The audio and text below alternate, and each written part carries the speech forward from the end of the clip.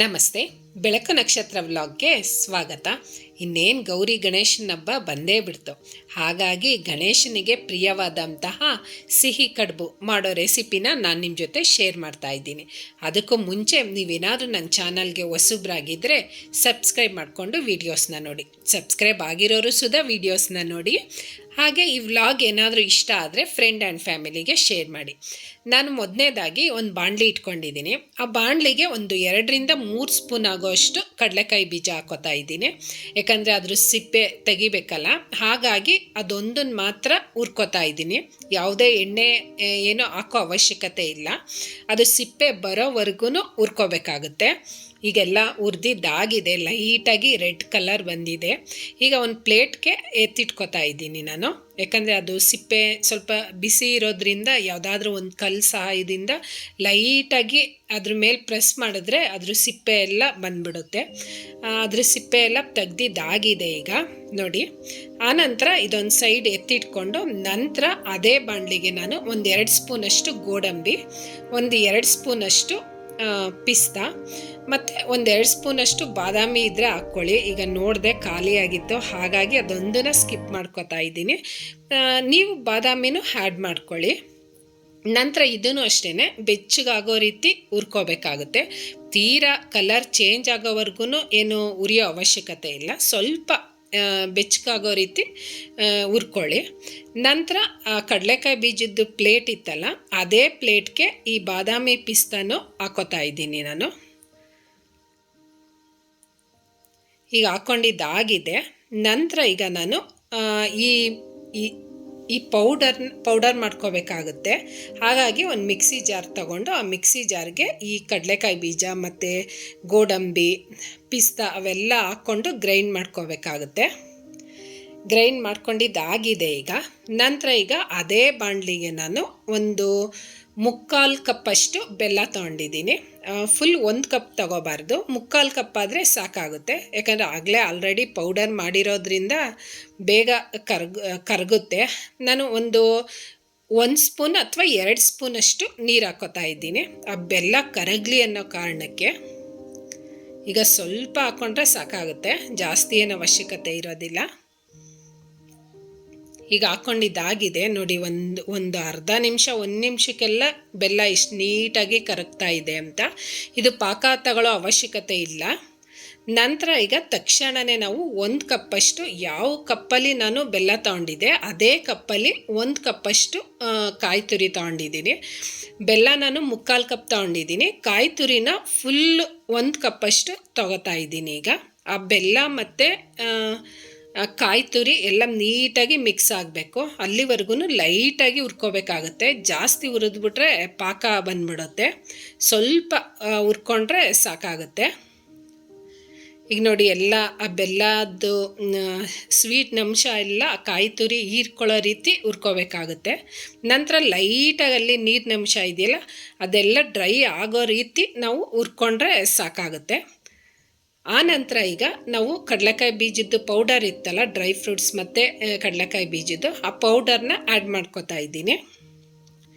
ಇದು ಹಾಕ್ಕೊಂಡಿದ್ದ ತಕ್ಷಣ ಸ್ವಲ್ಪ ಗಟ್ಟಿ ಆಗುತ್ತೆ. ಗಟ್ಟಿ ಅಂದರೆ ನೀರಿನ ಅಂಶ ಎಲ್ಲ ಹೀರ್ಕೊಳ್ಳೋ ರೀತಿ ಆಗುತ್ತೆ. ಈಗ ನೋಡಿ, ಉಡುಡಿಯಾಗಿ ಆಗುತ್ತೆ. ಈಗೆಲ್ಲ ನೀಟಾಗಿ ಮಿಕ್ಸ್ ಮಾಡ್ಕೋಬೇಕಾಗುತ್ತೆ. ಅಂದರೆ ಆ ಕಡಲೆಕಾಯಿ ಬೀಜದ್ದು ಗಂಟೇನಾದರೂ ಇದ್ದರೆ ಅದೆಲ್ಲ ಒಡ್ಕೊಂಡು ನೀಟಾಗಿ ಮಿಕ್ಸ್ ಮಾಡಿಕೊಂಡ್ರೆ. ಈಗ ಇನ್ನೊಂದು ಸ್ವಲ್ಪ ಹುರ್ಕೊಂಡು ಆನಂತರ ಈಗ ಮೇಯ್ನಾಗಿ ನಾವು ಏಲಕ್ಕಿ ಪೌಡರು, ಘಮ ಸ್ಮೆಲ್ಗೆ ಏಲಕ್ಕಿ ಪೌಡರ್ ಇರಲೇಬೇಕಲ್ವ ಸ್ವೀಟ್ಗೆ.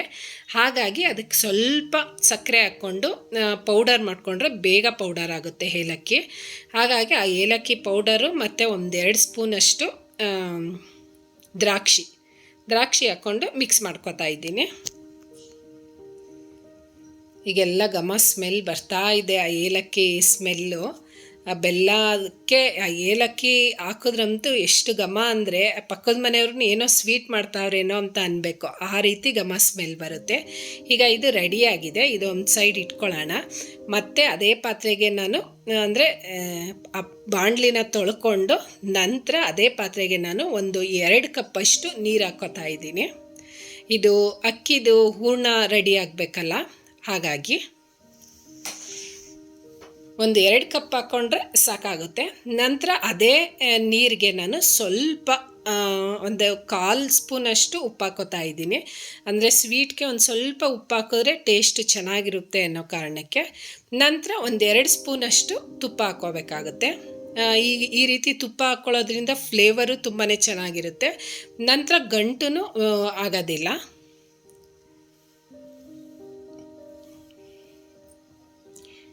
ಆನಂತರ ಈ ನೀರು ಕುದಿ ಬಂದಮೇಲೆ ನಾವು ಒಂದು ಸೇಮ್ ಮೆಜರ್ಮೆಂಟಲ್ಲಿ ಯಾವ ಕಪ್ಪಲ್ಲಿ ನಾವು ನೀರು ಹಾಕ್ಕೊಂಡಿದ್ವಿ ಅದೇ ಕಪ್ಪಲ್ಲಿ ಅಕ್ಕಿ ಹಿಟ್ಟು ಹಾಕ್ಕೋಬೇಕಾಗುತ್ತೆ. ನಾನಿಲ್ಲಿ ಅಕ್ಕಿ ಹಿಟ್ಟನ್ನ 2.5 ಕಪ್ಪಷ್ಟು ಅಕ್ಕಿ ಹಿಟ್ಟು ತೊಗೊಂಡಿದ್ದೀನಿ. ಈ ರೀತಿ ಹಾಕ್ಕೊಳ್ಳೋದ್ರಿಂದ ಕರೆಕ್ಟಾಗಿ ಅಂದರೆ ಹಿಟ್ಟು ರೆಡಿ ಆಗುತ್ತೆ ಅಂತಲೇ ಅನ್ಬೋದು. ನಂತರ ಯಾವುದಾದ್ರೂ ಒಂದು ಮರದ್ದು ಸೌಟು ಅಥವಾ ಯಾವುದಾದ್ರೂ ಒಂದು ಕೋಲ್ ಸಹಾಯದಿಂದ ನೀಟಾಗಿ ಮಿಕ್ಸ್ ಮಾಡ್ಕೋತಾ ಬರಬೇಕು. ಉರಿ ಸ್ವಲ್ಪ ಕಡಿಮೆ ಮಾಡಿಬಿಟ್ಟು ಮಿಕ್ಸ್ ಮಾಡ್ಕೋತಾ ಇದ್ದರೆ ಆರೋ ಚಾನ್ಸಸ್ ಇರೋದಿಲ್ಲ. ಸೇಮ್ ನಾವು ರಾಗಿ ಮುದ್ದೆ ಎಲ್ಲ ಯಾವ ರೀತಿ ಮಾಡ್ಕೋತೀವಿ ಅದೇ ರೀತಿ ಮಾಡಿಕೊಂಡ್ರೂ ಆಗುತ್ತೆ. ಅಂದರೆ ಕಣ್ಣಳತೆನಲ್ಲೇ ಹಾಕ್ಕೋಬೋದು.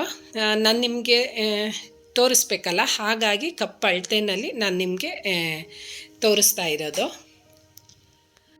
ನಂತರ ಯಾವುದೇ ಗಂಟಿಲ್ಲದೆ ಇರೋ ರೀತಿ ನೀಟಾಗಿ ಮಿಕ್ಸ್ ಮಾಡ್ಕೋಬೇಕಾಗುತ್ತೆ. ಇದು ಗುಂಡುಗಿರೋ ಪಾತ್ರೆನಲ್ಲಿ ಮಾಡಿದ್ರೆ ನೀಟಾಗಿ ಅಂದರೆ ತಿರ್ಗೋದಕ್ಕೆ ಚೆನ್ನಾಗಿರುತ್ತೆ. ನಾನು ಬಾಣಲಿನಲ್ಲಿ ಮಾಡ್ತಾ ಇರೋದ್ರಿಂದ ಸ್ವಲ್ಪ ಆ ಕಡೆ ಈ ಕಡೆ ಚೆಲ್ತಾ ಇದೆ. ಯಾಕಂದರೆ ಗುಂಡು ಪಾತ್ರೆನಲ್ಲಿ ಮಾಡಿದ್ರೆ ಅಷ್ಟು ಕ್ಲಿಯರಾಗಿ ಕಾಣಿಸೋಲ್ಲ ಅನ್ನೋ ಕಾರಣಕ್ಕೆ. ಈಗೆಲ್ಲ ರೆಡಿ ಆಗಿದೆ. ಈಗ ಕೆಳಗಡೆ ಇಟ್ಕೊಂಡು ನೀಟಾಗಿ ಮಿದ್ದಿಸ್ಬೇಕಾಗುತ್ತೆ. ಸುಡ್ತಾ ಇರೋ ಕಾರಣ ಒಂದು ಬಟ್ಲು ತೊಗೊಂಡಿದ್ದೀನಿ. ಆ ಬಟ್ಲಿಗೆ ಸ್ವಲ್ಪ ನೀರು ಅಥವಾ ಎಣ್ಣೆನೋ ಸವರ್ಕೊಂಡು ನೀಟಾಗಿ ಈಗ ಮಿಕ್ಸ್ ಮಾಡ್ಕೋತಾ ಬಂದರೆ ನೀಟಾಗಿ ಒಂದು ಹದಕ್ಕೆ ಬರುತ್ತೆ ಅಂತಲೇ ಅನ್ಬೋದು ಹಿಟ್ಟು. ಈಗ ಬಿಸಿ ಇದೆಯಲ್ಲ, ಹಾಗಾಗಿ ಬಟ್ಲು ಸಹಾಯ ಬೇಕು. ಇಲ್ಲ ಅಂತ ಅಂದರೆ ಕೈನಲ್ಲೇ ಯೂಸ್ ಮಾಡ್ಬೋದು. ಈಗ ಸ್ವಲ್ಪ ಬಿಸಿ ಇರೋವರೆಗೂ ನಾವು ಸ್ವಲ್ಪ ಮಿದ್ದಿಸ್ತಾ ಬಂದರೆ ಹಿಟ್ಟು ಒಂದು ಹದಕ್ಕೆ ಬರುತ್ತೆ. ಈಗ ಸ್ವಲ್ಪ ತಣ್ಣಗಾಗ್ತಾ ಇದೆ. ಈಗ ಕೈನಲ್ಲೇ ಮಿಕ್ಸ್ ಮಾಡ್ಕೋತಾ ಬರ್ತೀನಿ. ಆಗ ಒಂದು ಬನಿ ಬರೋದಕ್ಕೆ ತುಂಬಾ ಚೆನ್ನಾಗಿರುತ್ತೆ. ಎಷ್ಟು ಮಿದ್ದಿಸ್ತೀವೋ ನಾವು ಹಿಟ್ಟು ಅಷ್ಟು ಬನಿ ಬರುತ್ತೆ ಅಂತಲೇ ಅನ್ಬೋದು. ಈಗ ಕಡುಬುದು ಹೂರ್ಣ ರೆಡಿ ಆಯಿತು ಅಂತಲೇ ಅನ್ಬೋದು. ನೋಡಿ, ಈ ರೀತಿ ಬರುತ್ತೆ. ಈಗ ರೆಡಿಯಾಗಿದೆ. ಬೆಲ್ಲದ್ದು ಕಾಯಿ ಮತ್ತು ಬೆಲ್ಲದ್ದು ಏನಂತಾರೆ ಅದರದ್ದು ಸ್ವೀಟೂ ರೆಡಿಯಾಗಿದೆ, ಮತ್ತು ಅಕ್ಕಿ ಹಿಟ್ಟು ಹೂರ್ಣನೂ ರೆಡಿಯಾಗಿದೆ. ಈಗ ಹೇಗೆ ಮಾಡೋದು ಅನ್ನೋದನ್ನು ನೋಡ್ತಾ ಹೋಗೋಣ. ನಂತರ ಇವೆರಡೂ ಪಕ್ಕಕ್ಕೆ ಒಂದು ಸೈಡು ಎತ್ತಿಟ್ಕೊಬಿಟ್ರೆ, ನಾನು ಕೆಳಗಡೆಗೆ ಒಂದು ಚಪಾತಿ ಮಣೆನೋ ಅಥವಾ ಒಂದು ತಟ್ಟೆ ಇಟ್ಕೊಂಡಿದ್ದೀನಿ. ಆ ತಟ್ಟೆ ಮೇಲೆ ರೊಟ್ಟಿ ಮಾಡ್ತಾರಲ್ಲ ಕವರು, ಅದನ್ನು ಇಟ್ಕೋಬೋದು. ನಾನಿಲ್ಲಿ ಒಂದು ಕವರ್ ಇಟ್ಕೊಂಡಿದ್ದೀನಿ. ಅದಕ್ಕೆ ಸ್ವಲ್ಪ ಲೈಟಾಗಿ ಎಣ್ಣೆ ಹಚ್ಕೋಬೇಕಾಗುತ್ತೆ. ಯಾಕಂದರೆ ಅದು ಮೇಲೆ ಎದ್ದು ಬರಬೇಕಲ್ಲ, ಹಾಗಾಗಿ ಸ್ವಲ್ಪ ಹಾಕ್ಕೊಂಡ್ರೆ ಸಾಕು. ತೀರಾ ಏನು ಅವಶ್ಯಕತೆ ಇರಲ್ಲ. ಯಾಕಂದರೆ ತೀರಾ ಅಂದರೆ ನಾವು ಒಬ್ಬಿಟ್ಟೆಲ್ಲ ಮಾಡ್ತೀವಲ್ಲ, ಆ ಥರ ಹಾಕೋ ಅವಶ್ಯಕತೆ ಇರಲ್ಲ. ನಂತರ ಒಂದು ಉಂಡೆ ತಗೊಂಡು ಆ ಕವರ್ನ ಮಡ್ಚ್ಕೋತಾ ಇದ್ದೀನಿ. ನೀವು ಲಟ್ಟಣಿಗೆನಲ್ಲೂ ಯೂಸ್ ಮಾಡ್ಕೋಬೋದು. ನಾನಿಲ್ಲಿ ಇನ್ನೊಂದು ಪ್ಲೇಟ್ ಸಹಾಯದಿಂದ ನಾನು ಪ್ರೆಸ್ ಮಾಡ್ಕೋತಾ ಇದ್ದೀನಿ. ನೋಡಿ, ಇದಂತೂ ತುಂಬಾ ಈಸಿ ಆಗುತ್ತೆ. ಪ್ರೆಸ್ಸಿಂಗ್ದು ಮಣೆ ಇದ್ದರೆ ನಿಮ್ಮ ಮನೆಯಲ್ಲಿ ಪ್ರೆಸ್ಸಿಂಗ್ ಮನೆಯಲ್ಲೇ ಪ್ರೆಸ್ ಮಾಡ್ಕೋಬೋದು. ಈ ರೀತಿನೂ ಮಾಡ್ಕೋಬೋದು. ಅಕಸ್ಮಾತ್ ಇಲ್ಲ ಅಂತ ಅಂದರೆ ಕೆಳಗಡೆ ಒಂದು ತಟ್ಟೆ ಮೇಲ್ಗಡೆ ಒಂದು ತಟ್ಟೆ ಇಟ್ಕೊಂಡು ಪ್ರೆಸ್ ಮಾಡಿದ್ರೆ ನೋಡಿ ಯಾವ ರೀತಿ ಬಂದಿದೆ ಅಂತ. ಈಗ ಚೆನ್ನಾಗಿ ಬಂದಿದೆ ಅಲ್ವಾ? ಆ ನಂತರ ಈಗ ನಾನು ಒಂದು ಬಾಕ್ಸ್ದು ಮುಚ್ಚಳ ತೊಗೊಂಡಿದ್ದೀನಿ. ಆ ಮುಚ್ಚಳದ ಅಳತೆಯಾಗಿ ಇಟ್ಕೊಂಡು ಸುತ್ತ ಇರೋ ಎಕ್ಸ್ಟ್ರಾ ಹಿಟ್ಟನ್ನ ತೆಗೆದಿಟ್ಕೋತಾ ಇದ್ದೀನಿ. ತೆಗ್ದು ಹಿಟ್ಟೊಳಗಡೆ ಹಾಕೋಬೇಕಾಗುತ್ತೆ. ಅದು ಬಿಸಾಕೋ ಅವಶ್ಯಕತೆ ಇಲ್ಲ. ನೋಡಿ, ರೌಂಡ್ ಶೇಪಾಗಿ ಬರುತ್ತೆ. ಯಾಕಂದರೆ ನಾವು ಹಿಟ್ಟು ಸ್ವಲ್ಪ ವ್ಯತ್ಯಾಸ ಮಾಡ್ತೀವಿ. ಹಾಗಾಗಿ ಈ ರೀತಿ ಮಾಡೋದ್ರಿಂದ ಹೂರ್ಣ ಅಂದರೆ ಕಡುಬು ಒಂದೇ ರೀತಿ ಒಂದೇ ಲೆವೆಲಲ್ಲಿ ಚೆನ್ನಾಗಿ ಕಾಣಿಸುತ್ತೆ ಅನ್ನೋ ಕಾರಣಕ್ಕೆ. ನಂತರ ಮಧ್ಯ ಭಾಗಕ್ಕೆ ಆ ಸ್ವೀಟ್ನ ಹಾಕ್ಕೊಂಡು ಫೋಲ್ಡ್ ಮಾಡ್ಕೋಬೇಕಾಗುತ್ತೆ. ಸ್ವಲ್ಪನೇ ಹಾಕ್ಕೊಂಡ್ರೆ ಸಾಕಾಗುತ್ತೆ. ಈಗ ಫೋಲ್ಡ್ ಮಾಡ್ಕೋತಾ ಇದ್ದೀನಿ. ಈಗ ಒಂದು ಸ್ವಲ್ಪ ಕವರ್ನ ತೆಗೆದ್ಬಿಟ್ಟು ಕೆಳಗಡೆಯಿಂದ ಈಗ ಫೋಲ್ಡ್ ಮಾಡಿಕೊಂಡ್ರೆ ನೀಟಾಗಿ ಬರುತ್ತೆ ಅಂತಲೇ ಅನ್ಬೋದು.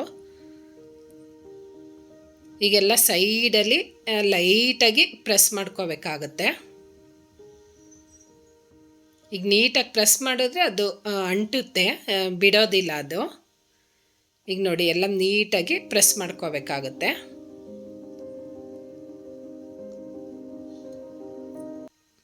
ಈಗ ಎಲ್ಲ ಪ್ರೆಸ್ಸಿಂಗ್ ಆಗಿದೆ. ಅಕಸ್ಮಾತ್ ನೀವು ಕರ್ಜಿಕಾಯ್ದು ಏನಂತಾರದು ಮೋಲ್ಡ್ ಇದ್ದರೆ ಕರ್ಜಿಕಾಯಿನಲ್ಲೇ ಮಾಡ್ಬೋದು, ಒಂದೇ ಲೆವೆಲಲ್ಲಿ ಬರುತ್ತೆ. ನಾನು ಕರ್ಜಿಕಾಯಿ ಮೋಲ್ಡು ಇಲ್ಲ ಮತ್ತು ಪೂರಿದು ಪ್ರೆಸ್ಸಿಂಗ್ ಮಣೆನೂ ಇಲ್ಲ, ಹಾಗಾಗಿ ಈ ರೀತಿ ಮಾಡ್ಕೊತಾ ಇದ್ದೀನಿ. ನೋಡಿ ಇದು ಒಂದು ರೆಡಿ ಮಾಡ್ಕೊಂಡಿದ್ದಾಗಿದೆ. ಈಗ ಎಲ್ಲ ಕಡುಬೂ ಇದೇ ರೀತಿ ರೆಡಿ ಮಾಡಿ ಇಟ್ಕೊಳ್ಳೋಣ.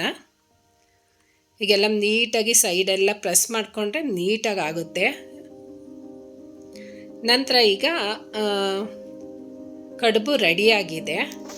2 ತಟ್ಟೆಗಳಲ್ಲಿ ಕಡುಬು ರೆಡಿ ಮಾಡಿ ಇಟ್ಕೊಂಡಿದ್ದೀನಿ. ಈಗ ನೋಡಿ ಎಲ್ಲ ಒಂದೇ ಸಮ ಇದೆ ಮತ್ತು ಒಂದೇ ಸೈಜಲ್ಲಿದೆ, ನೋಡೋದಕ್ಕೂ ಚೆನ್ನಾಗಿ ಕಾಣಿಸುತ್ತೆ.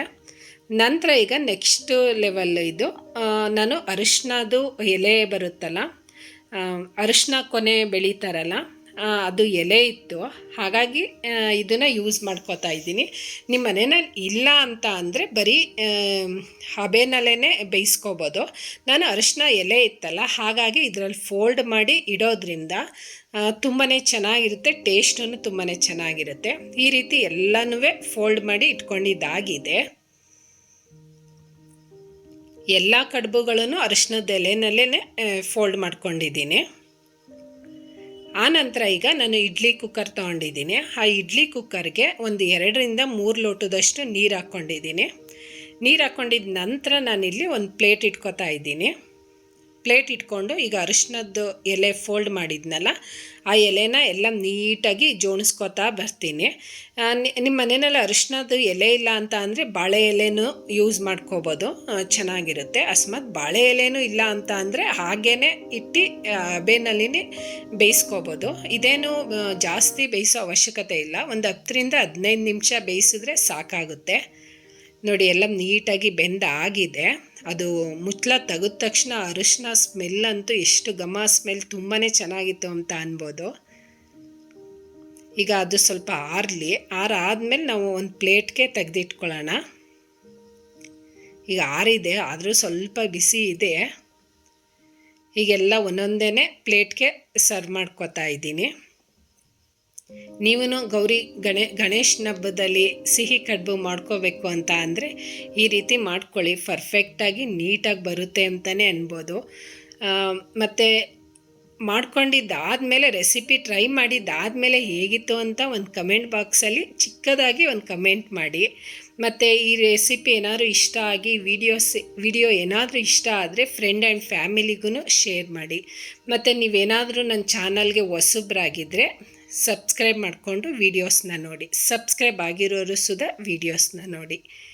ಮತ್ತು ಇದ್ರ ಕಾಂಬಿನೇಷನ್ನಾಗಿ ತುಪ್ಪನೇ ಇದ್ರ ಕಾಂಬಿನೇಷನ್ ಅಂತ ಅನ್ಬೋದು. ಸ್ವಲ್ಪ ತುಪ್ಪ ಹಾಕ್ಕೊಂಡು ಮೇಲೆ ತಿಂತಾ ಇದ್ರಂತೂ ತುಂಬಾ ಚೆನ್ನಾಗಿರುತ್ತೆ ಅಂತಲೇ ಅನ್ಬೋದು. ಸ್ವೀಟು ಅಷ್ಟೇ ಮೈಲ್ಡಾಗಿ ಬೆಲ್ಲ ಯೂಸ್ ಮಾಡಿದೆ, ತುಂಬಾ ಚೆನ್ನಾಗಿತ್ತು ಒಟ್ಟಿನಲ್ಲಿ. ನಾವಂತೂ ಸ್ವಲ್ಪ ಸ್ವೀಟ್ ಏನಾದರೂ ತಿಂದಾಗ ಆಮೇಲೆ ಲಾಸ್ಟಲ್ಲಿ ಸ್ವಲ್ಪ ಖಾರ ತಿನ್ನಲೇಬೇಕು, ಅದು ಅಭ್ಯಾಸ ಆಗಿಬಿಟ್ಟಿದೆ, ಜಾಸ್ತಿ ಸ್ವೀಟ್ ತಿನ್ನೋದಕ್ಕಾಗೋದಿಲ್ಲ. ಹಾಗಾಗಿ ಈಗ ಗಣೇಶನ ಹಬ್ಬಕ್ಕೆ ಸಿಹಿ ಕಡುಬು ಅಂದರೆ ಗಣೇಶನಿಗೆ ಪ್ರಿಯವಾದಂತಹ ಸಿಹಿ ಕಡುಬು ತಯಾರಾಗಿದೆ. ನೀವು ರೆಡಿ ಮಾಡ್ಕೋತೀರಾ ಅಲ್ವಾ? ರೆಡಿ ಮಾಡಿಕೊಂಡು ಯಾರ್ಯಾರೆಲ್ಲ ಕಡುಬು ಮಾಡಿದ್ರಿ ಅಂತ ಒಂದು ಪುಟ್ಟದಾಗಿ ಒಂದು ಕಮೆಂಟ್ ಮಾಡಿ.